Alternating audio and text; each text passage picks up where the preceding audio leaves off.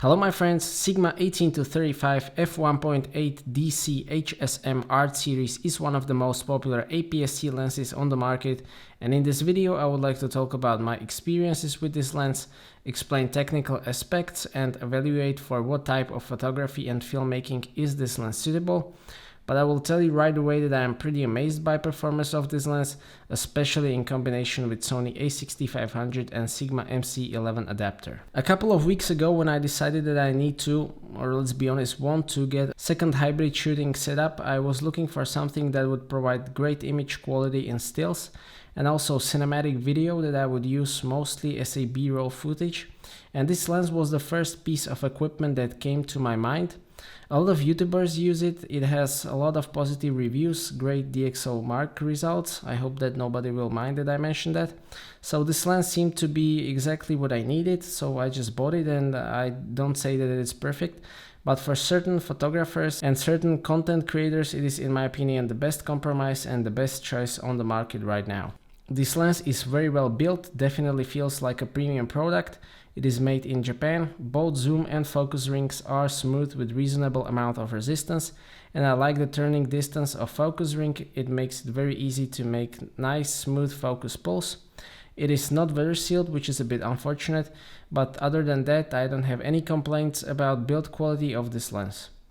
There is only one switch on the lens to switch from manual focus to autofocus, and there is also a focus distance scale on the top of the lens. This lens also comes with high quality lens hood, and it is packed in nice fabric pouch. Zipper on mine was stuck, which is why I haven't done an unboxing video. Basically, with all of lenses we are looking for the best compromise between image quality, focal distance or focal range, size, fast aperture, focusing and other aspects like image stabilization, mount options and so on. So let's start with the image quality. That is probably the biggest strength of this lens. The zoom lens can basically challenge any prime lens in its focal range on aps-c, and it will beat it in terms of sharpness. So we can basically think of this lens as a collection of prime lenses in all focal lengths from 18 to 35 millimeters. As we can see here, even cropped to match the frame at 35 millimeters, it is at least as sharp as the Nikon 40mm f2.8. which is very sharp lens for aps-c sensor cameras, so I have definitely no complaints whatsoever about the sharpness, and I especially enjoy this sharpness in product photography. I shoot wristwatches a lot and I also make video reviews, and in this kind of almost macro shots the sharpness is really important. And the sharpness of this lens is uniform from wide open at f1.8 up to f8 or even f11, and also across whole focal range, so that is really great. It gives you a lot of flexibility and it also provides excellent results.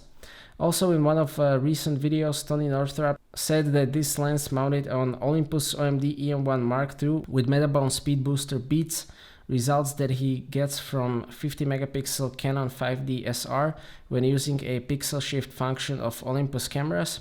So focal range of this lens is 18 to 35 millimeters, which is full frame equivalent of 27 to 52.5 millimeters. And the focal range together with size and weight is probably the main factor that determines if this lens is suitable for you or not. Or those are probably the only two reasons that could turn the potential buyers away. What is this focal range useful then? Definitely for street photography. It covers all ranges that fixed lens cameras for street photography usually use. 28mm, 30mm and 35mm full frame equivalents. And then you can zoom a bit more to use the nifty 50mm equivalent.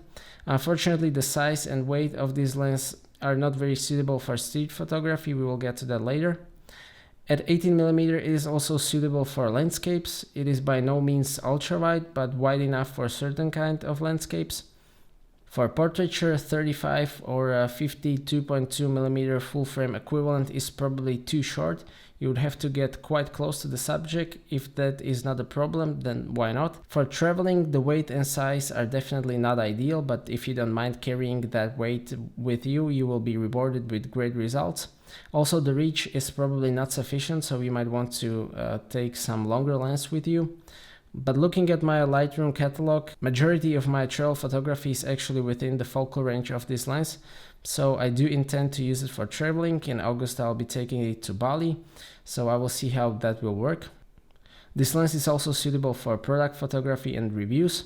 A lot of people use it for that, including myself. Also for low light photography, since it is sharp at f1.8, you can use it wide open if depth of field doesn't limit you. And also for filmmaking, it is a great lens. It is a constant aperture lens, so you can zoom in and out without changing exposure. Wide aperture gives you that beautiful cinematic look. The only problem is that you don't have image stabilization, and it is quite heavy, so you would need a bigger gimbal. That is not a big of a problem if you use it with camera with stabilized sensor. You can only do that with adapter, since no Nikon or Canon cameras have stabilized sensors. So for filmmaking, I recommend to use this lens with Sony A6500 or a micro four thirds camera with stabilized sensor and speed booster. Also, downside for filmmaking is that focusing motor is quite loud, and it constantly does something on A6500 with Sigma MC11. It doesn't disturb the picture, but you won't be able to use onboard sound with this lens. Unfortunately, I cannot fully evaluate the focusing of this lens because I haven't used it with native mount camera. This is a Canon version, but I use it on A6500, as I said, together with Sigma MC11. Sigma promises full functionality with this combination. I will make a separate video about this whole combination in near future, but the autofocus of this setup in video for me is perfect. The autofocus is very responsive, it never hesitates, never waits until it starts focusing. And in normal drive speed setting, the focus is extremely smooth, also very consistent and reliable, as you can see here in my flower test. I will probably make this my standardized focusing test. If you want snappier, faster focusing, you can set the dry mode to fast, but I prefer it in normal mode. Also, subject tracking is really good, as you can see here. Focusing in still photography isn't the fastest one, but it is workable, it is sufficient for my needs. And owners probably won't use this lens to shoot fast moving subjects, although I was quite surprised that tracking of subject coming across the frame is quite decent, as you can see on this photo of me jumping into swimming pool that my father took. Shout out to him. And now let me sum up my feelings about this lens. So what this lens does for me is that it gives me sharpness and picture quality that is unprecedented in aps-c system. It at least matches prime lenses at every aperture and focal length. The build quality is great. It is constant aperture lens, very fast at f1.8, and it is great for filmmaking. The only two downsides of this lens for me are that it is not weather sealed and that the focusing motor is loud. This lens is also big and heavy, but I don't consider that as a negative. It is a compromise because the lens needs to be big in order to let enough light in to provide constant f1.8 aperture. So with this lens you sacrifice the portability for a large aperture and image quality, and that is a fair trade. Also, the focal range is quite short, but then the lens would be even bigger otherwise. So that is also a compromise, and for me personally, it is the best compromise of all the lenses at the moment. It certainly is not the best compromise for everyone, but for me it is. So thank you for watching. I hope that you like this video and that you have found it to be useful. The next video will probably be something about my second setup, that is the Panasonic G85 or G80 in fact, and I will also make one more video about A6500 with this lens and Sigma MC11 adapter and how it all works together. If you don't want to miss that, please consider subscribing. I appreciate your feedback in form of thumbs up or thumbs down. If you would like to ask anything or share your opinion, please do so in the comment section, and see you next time.